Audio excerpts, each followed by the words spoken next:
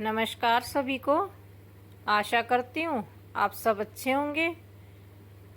आज हम आपके लिए बहुत प्यारी सी भगवान और भगत की कथा लेके आए हैं।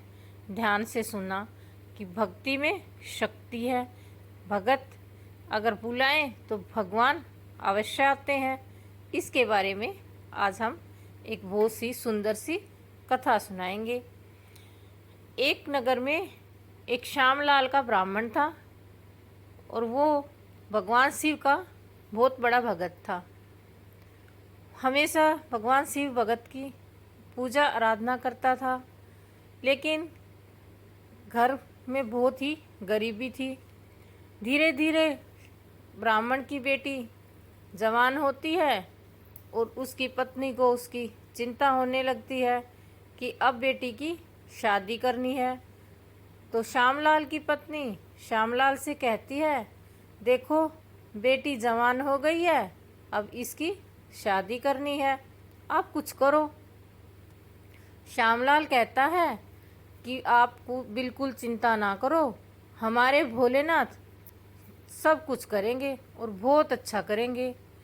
और एक कागज़ पे लिख के श्यामलाल मंदिर में जाते हैं और भगवान शिव के चरणों में उस पत्थर को रख देते हैं और भगवान से प्रार्थना करते हैं कि हे भगवान, मेरी जो इच्छा है, जो मुझे चाहिए, वो आज मैं इस पत्थर में लिख रहा हूँ, आप देख लेना।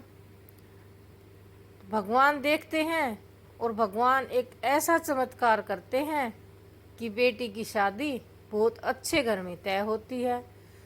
तो ब्राह्मण कहता है कि देखो, मैंने कहा था ना कि मेरे भोलेनाथ सब अच्छा करेंगे। अच्छा वर भी मिल गया और अच्छा घर भी मिल गया। अब आपको कोई चिंता करने की ज़रूरत नहीं है। ब्राह्मणी खुश होती है और कहती है, हाँ ये तो है। लेकिन कुछ दिन बीतने के बाद बेटी की शादी बहुत ही नज़दीक आ जाती है। तो ब्राह्मणी कहती है, अब सुनो, बेटी की शादी के कुछ ही दिन बचे हैं, आप कुछ कर्जा ले लो, आपको दे भी देंगे, आपके अच्छे संबंध हैं सभी से। तो ब्राह्मण कहता है कि देखो, मैंने आज तक कभी किसी से उधार नहीं मांगा, मैं कर्जा नहीं लूँगा, मैं तो अपने भोलेनाथ से ही लूँगा जो लूँगा, और मेरे भोलेनाथ सब करेंगे और बहुत अच्छा करेंगे, मुझे पूर्ण विश्वास है। आप ऐसा करो कि आपको जो चाहिए मुझे एक पत्र में लिख के दे दो। तो पहले तो ब्राह्मणी एक कागज़ पर लिखती थी, लेकिन अब की बार बात थी बेटी की शादी की।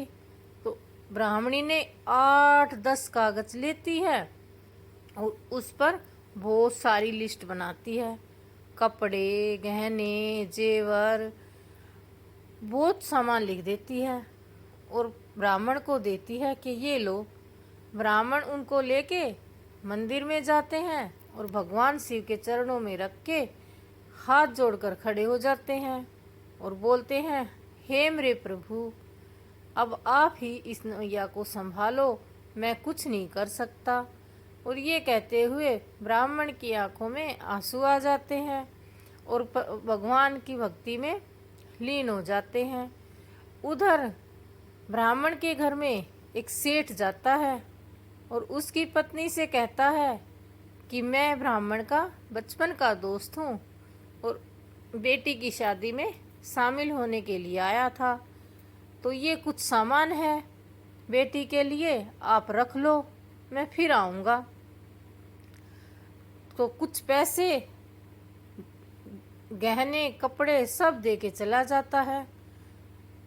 ब्राह्मण आता है तो ब्राह्मणी सारी बातें ब्राह्मण को बताती है और कहती है, आपका दोस्त आया था सेठ, और ये बेटी के शादी के लिए सामान दे के गया है और बोला कि मैं शाम को फिर आऊँगा।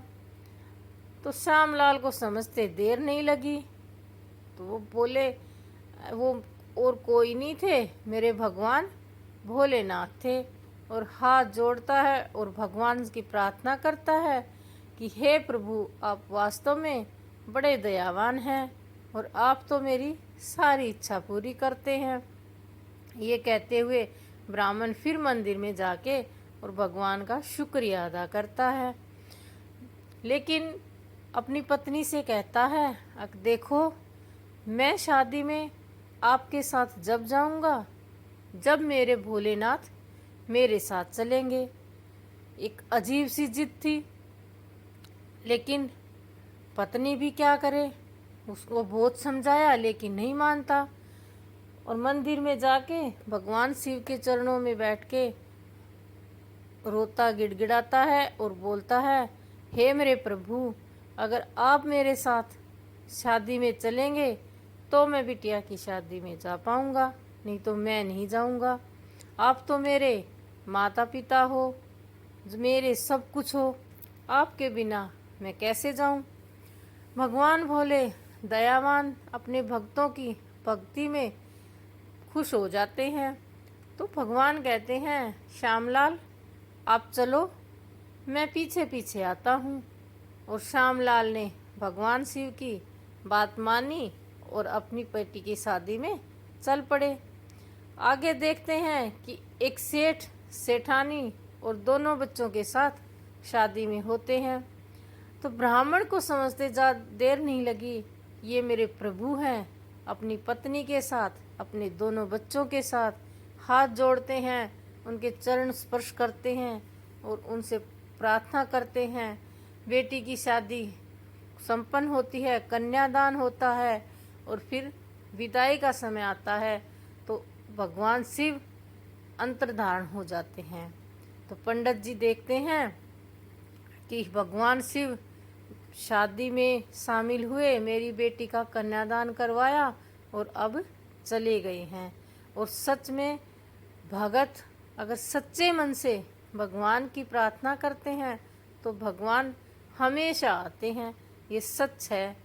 अगर आपने कभी महसूस किया हो कि जब भी आप अपने सच्चे मन से भगवान से कुछ मांगते हैं तो अवश्य मिलता है, लेकिन मन में श्रद्धा और भक्ति एक सच्ची होनी चाहिए, ना कि दिखावा और छल कपट।